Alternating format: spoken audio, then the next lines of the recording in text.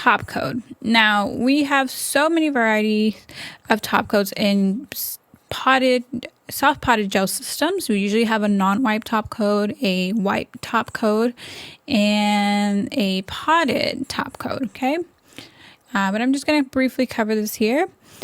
Top coat can be used for art techniques that require movement because top coat is very runny. So keep that in mind. You can even use top quality potted gel top coat for a matte finish. Potted top coat is usually a bit thicker than just your polished type or brush on top coat. And non-wipe top coat is great for finishing the adhering of crystals. So let's just say you laid down some builder gel, you inlaid some crystals onto that builder gel, you cure that, and then you want to seal that builder gel with non-wipe top coat. You could also do it with just regular polished type top coat. Polished type, I mean like in the bottle versus a pot, okay? So I will be showing you some examples of nail art with top coat using top coat. These will include samples such as drop art, sealing crystals, and double coating a one color application manicure, a double coat of top coat, and buffing it for a matte finish. Yes, you can indeed do a matte finish without necessarily buying matte top coat. If you want to conserve on you're spending on products here, you can definitely do it with the potted top coat. Just do 2 layers and then you'll buff for a matte finish. So I will be showing you all of that. All right, so before we get started with our practical and all of our nail art examples and the type of gels that we use to create each type of design here, I want to briefly go over top coats and how to choose not just the right top coat for you, right, at the salon for every service, but how to choose each top coat for the specific design that you're doing. And what I want you to consider is basically consistencies, viscosities, and thickness. So for nail art designs, you'll usually wind up using either a top coat with a residual layer, right, like a tacky layer. This one by Leaf Gel is called Glossy, and this is the one that you'll cure for a full 30 seconds and then wipe off the tacky residue. And then usually also product lines, soft potted product lines have a non-wipe top gel, which is really popular, and a lot of people really like non-wipe top gel. Now, I'll have you know that non-wipe top gel usually has a little bit higher concentration of hard gel, or I should say it's a little bit more hard gel base. Even though its viscosity is really thin, it still has some hard gel, right? And your glossy top gel is not so much hard gel base, even though for shine purposes it does have somewhat of a hard gel consistency. But what you need to know specifically is that non-wipe top gel is really thin, and if you consider hard gel that is very thin, you can think about it as having the possibility to crack. So keep that in mind when you're using non-wipe top gel. I don't necessarily recommend non-wipe top gel for single color applications, right? I recommend non-wipe top gel to do to finish your intricate nail designs. For example, Swarovski, full Swarovskis, encapsulations, transfer foils, even drop art technique, which we will learn here. So anytime that you've added a lot of product to your nail art design, right? I'm not saying it's bulky. I'm just saying you've added multiple layers. You've added base layer. You've added color layers. You added adhesion layer. You've added builder layer again, and you buffed and all of that. Then that is a great time and opportunity to use non-wipe top gel, because the last thing you want to do is make your application bulky by adding a potted gel, right? top coat, or even just your wiping glossy top gel that's a little thicker. So keep that in mind. The property of non-wipe top gel, it's a little bit more hard gel concentrated, which means that if applied very thinly, it can crack.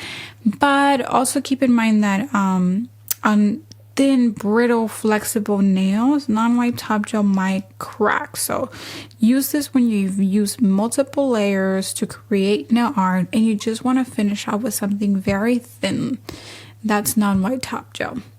Now, another thing about using these brush-ons is that it can be relatively quicker to apply versus your potted gel, right? So if you spend all the time on the nail art and you quickly want to finish your nail design, then brush on or these polish type top coats are a great way to finish your nails. And they are high quality. They're still Japanese gel products, very, very high quality. So do not underestimate them and do not kind of, think they're not high quality and can finish your products, your finished product beautifully. So keep that in mind.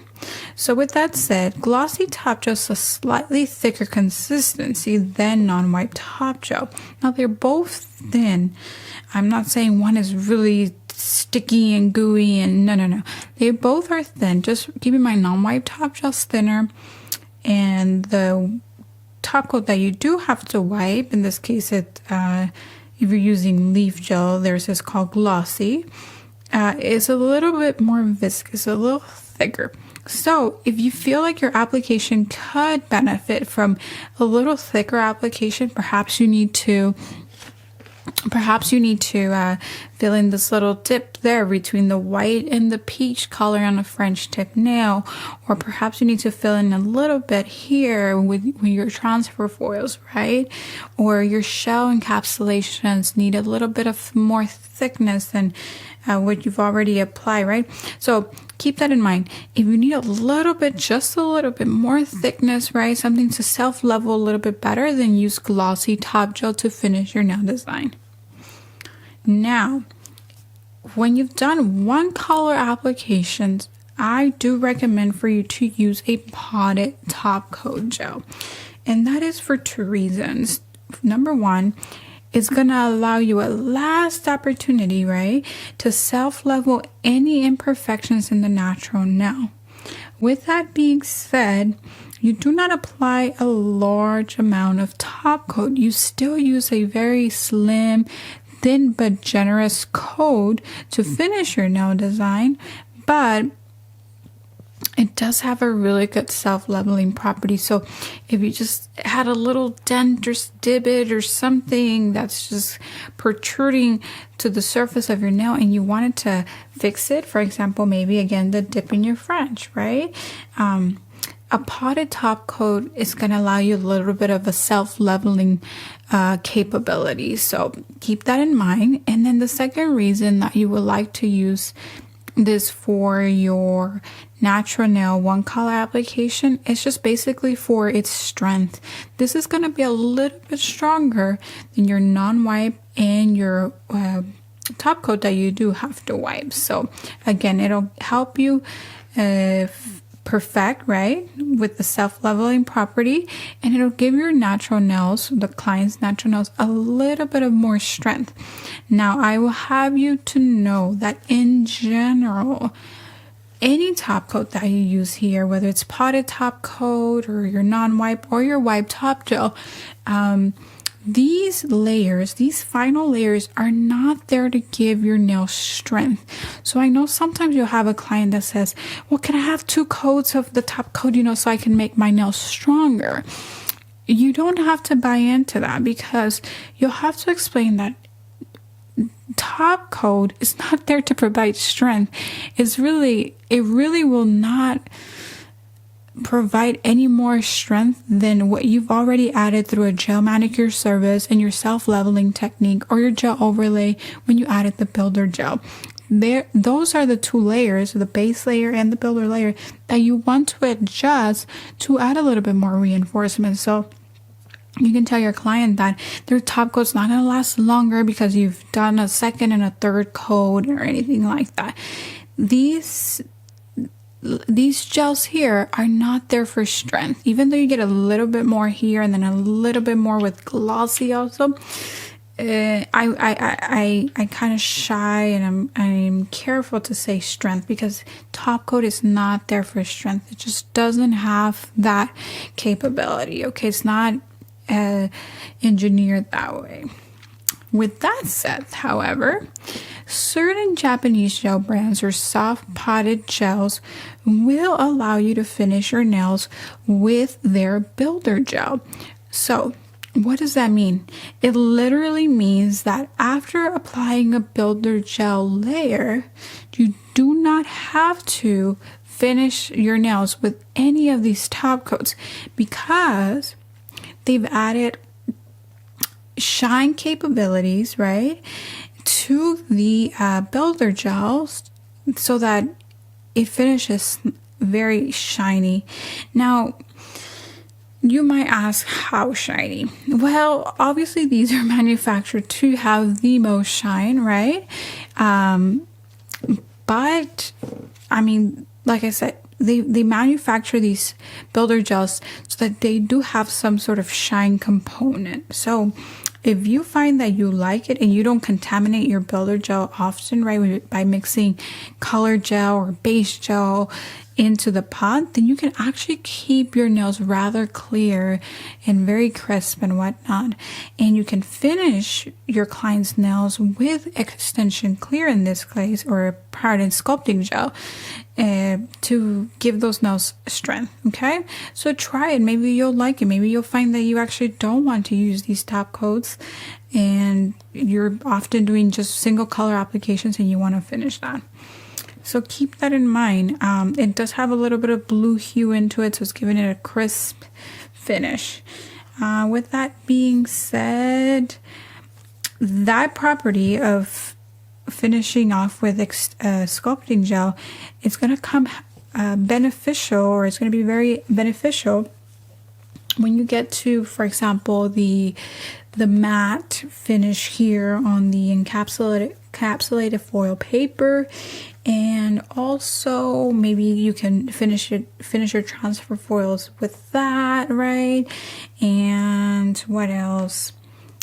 Your Swarovskis, right? You're getting a little bit shine here, so you don't even need to come over here with your striping brush and outline those crystals. So again, that was just, I know I said a short word, probably went a little bit long-winded, but that's okay. Lots of information there for you to know, and it's very important. And it's a good idea to own all of the top coats in your product line because you can use them differently, but absolutely not necessary.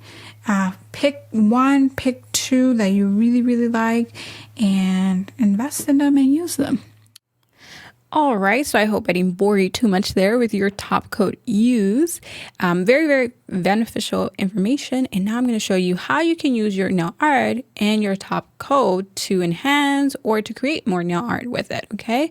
Now, for these techniques, using a potted top coat is probably advantageous. So if you own one, then here's another way you can use your potted top coat, not just to top coat your nails, but also to do nail art with it.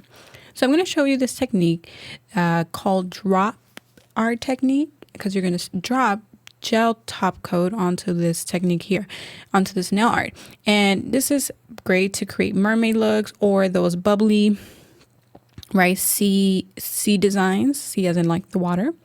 And you're going to do a coat of a sort of translucent or very light blue, like a not full coverage blue. You'll do one coat of this guy to start, and you're going to cure it. Okay, just make sure that it's even, it's thorough. Once you've full cure that, you're going to apply a second coat of this blue or whatever blue you've chosen. And this next coat you are actually not going to cure. You want it to be a little bit more generous than just like a thin streaky application, or I should say like stretchy. You want it to have a little bit more movement. So a thin but generous coat of blue. And now you're going to take your liner brush. It can be any size liner, a short, medium, large. Any should work for this. I'm using more of a long liner. And you're going to grab these droplets, right, if I can say it that way, of gel top coat. And you want them to pool, P-O-O-L, at the end of your liner brush, because you're going to drop them as dots onto your color here. Now, obviously, the more gel you pick up, the faster it's going to move. Also, remember that you are working on a wet layer of gel, right? The layer underneath these clear droplets is not cured, which means that it's going to self-level your clear gel faster. So you kind of want to work fast. And for this reason, because you're working on top of a gel coat, the color gel in this case, that is not cured, then you want to start at the center of the nail when you're doing these droplets. Because if you start on the sides, right, and you start applying these droplets, then that gel is going to really quickly start moving on you, and it's going to go onto the nail folds and the lateral nail walls of the client's fingernails, right? So work fast, work from the center, and then once you've got your movement going on, then start placing droplets on the sides. Notice that you will also want to work with bigger droplets on the center and smaller droplets at the end. And then the next thing you want to do, this is optional, but you can actually, to self-level this nail so that it's not all bumpy and you have to add more gel to self-level and make it smooth, you can actually just take the apexes of every little droplet that you've placed onto this nail, and you want to kind of connect them a little bit so that they start self-leveling smoothly onto one another.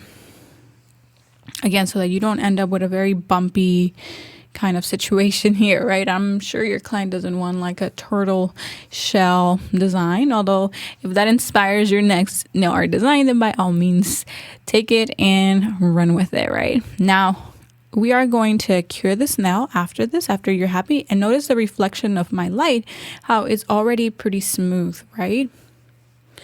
So you want to keep doing this until you get that clear gel all nice and smooth. But before we cure, right, this is very easy. We're practically done here. Before we cure, you are going to want to flash cure and then full cure. Remember that there is a lot of gel on this nail tip. So if you don't flash cure it, your client will experience a burn. There is a lot of gel on top of this. And if you've learned something, I hope you have, top gel has more of a hard gel consistency. So hard gel usually tends to heat up faster, or you tend to kind of feel that hardening a little bit more. So the heat's a little bit more strong. So do keep that in mind when you are doing nail art that requires a lot of top coat like this. Okay, so once you're happy with that, you will go ahead and give it a flash cure for about 2 seconds. I will try it really fast, 2 seconds, and then you are going to give it a full cure.